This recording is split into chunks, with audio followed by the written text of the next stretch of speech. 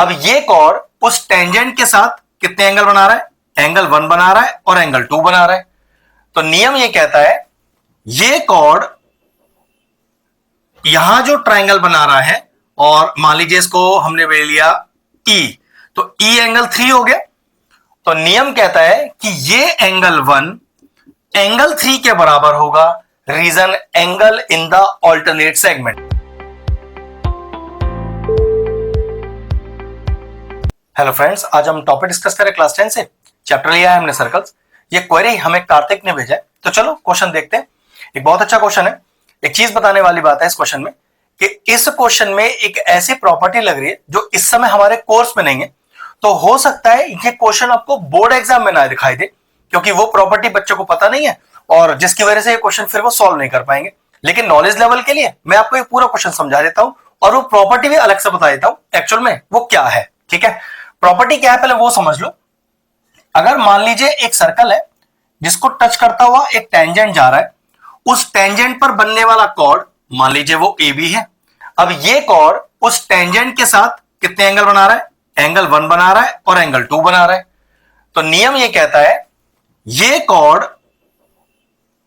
यहां जो ट्राइंगल बना रहा है और मान लीजिए इसको हमने ले लिया E, तो E एंगल 3 हो गया।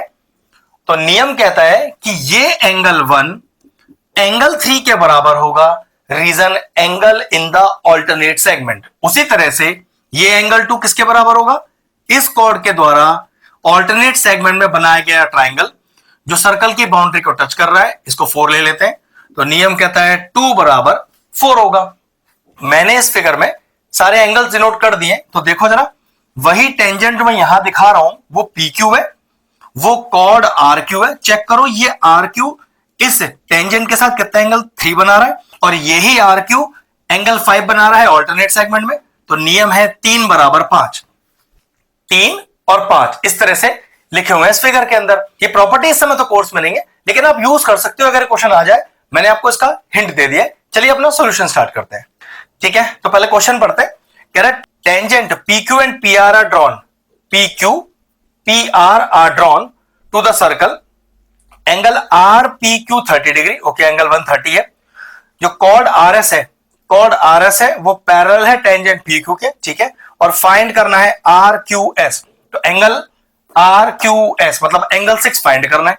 तो चलो, आपको बस वो ऑल्टरनेट सेगमेंट वाली बात बतानी थी। अब क्वेश्चन बड़े आसानी से हो जाएगा। तो चलिए, सबसे पहले आपको PQ और PR दो टेंजेंट दिए हुए हैं, लेकिन देखो PQ और PR तो दो टेंजेंट एक्सटर्नल पॉइंट्स हैं सर्कल पे। नियम क्या कहता है? नियम कहता है कि उन दोनों की दूरी बराबर होगी, reason tangents from an external point are equal in length. ठीक है, तो अगर दो साइड आपस में बराबर है किसी ट्राइंगल के अंदर, तो क्या उनके आमने सामने वाले एंगल भी बराबर होंगे? तो चेक करो, अगर PQ PR के बराबर है तो PQ के अपोजिट एंगल 2 बिल्कुल सही और PR के अपोजिट एंगल 3 बराबर होंगे आपस में। और इसका रीजन क्या लिखेंगे? रीजन लिखेंगे angle opposite to equal sides are equal. ठीक है, अब ट्राइंगल लीजिए QPR।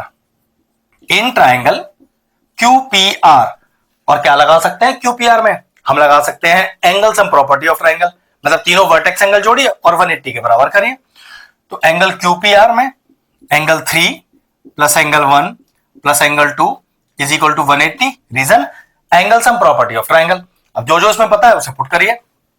2 और 3 बराबर है, तो 3 को 3 रहने दीजिए, 2 को 3 लिख दीजिए और एंगल 1 आपको क्वेश्चन में ही 30 डिग्री दिया है, उसे 30 डाल दीजिए। तो एंगल 3 प्लस एंगल 3, तो twice angle 3 is equal to 30 को उधर ले जाइए, तो 180 माइनस का 30 डिग्री, तो twice of angle 3 is equal to 150 degree और एंगल 3 कितना आ गया? 150/2 that is equal to 75 degree. मतलब एंगल 2 और एंगल 3 दोनों ही आपके पास 75 डिग्री आ गए। तो चलो लिख देते हैं, ये भी 75 डिग्री और ये भी 75 डिग्री। अब जरा ध्यान से देखो कौन सा कंसेप्ट यूज करना है। अब यूज करना है ये जो हमें लाइन पैरेलल दी हुई है ना, इस कंसेप्ट को। चलिए, हमें दिया हुआ है कि जो SR है ये पैरेलल है PQ के या QP के, फर्क नहीं पड़ता है। ठीक है, रीजन लिख देंगे गिवन। तो क्या एंगल 3 और एंगल 4 ऑल्टरनेट इंटीरियर एंगल तो नहीं है? एंगल 3 और एंगल 4 चेक कर लीजिए, ये दो पैरेलल लाइन है SR और PQ। आर क्यू ट्रांसवर्सल है, तो 3 और 4 बराबर हो गए, ऑल्टरनेट इंटीरियर एंगल। लेकिन 3 तो अपने को पता है 75, तो उसके आगे 75 लिख दिया, तो पता चला हमें 4 की वैल्यू 75 मिल गई। ठीक है, अब जरा ध्यान से वो थ्योरम लगानी है जो हमने आपको शुरू में बताई। क्या एंगल 3 एंगल 5 के बराबर है? Angle 3 is equal to angle 5, और रीजन क्या लिखेंगे? Angle in the alternate segment. ठीक, तो बस फिर तो बात बन गई। अब आपको एंगल 4 पता है कितना? 75। आपको एंगल 5 भी पता है जो कि 3 के बराबर है, भाई 3 तो 75 ही है ना, तो पता चला 4 भी 75, 5 भी 75, तो एंगल 6 ही तो निकालना है, तो फिर से लगा दो angle sum property S R Q में। तो in triangle S R Q angle 5 plus angle 4 plus angle 6 is equal to 180। Reason क्या आएगा? Angle sum property of triangle. 5 कितना है? 5 है 75 डिग्री।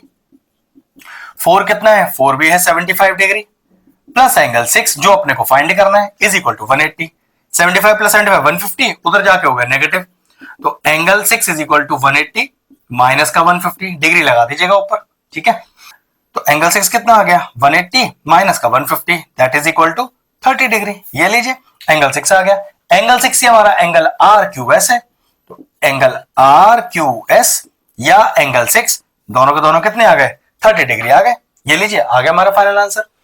अच्छा कंसेप्ट था, बस वो नई प्रॉपर्टी थी जो अपने कोर्स में नहीं है, तो मुश्किल ही है क्वेश्चन आपको बोर्ड एग्जाम में दिखाई दे, लेकिन प्रैक्टिस के लिए और दिमाग को शार्प करने के लिए काफी अच्छा क्वेश्चन था।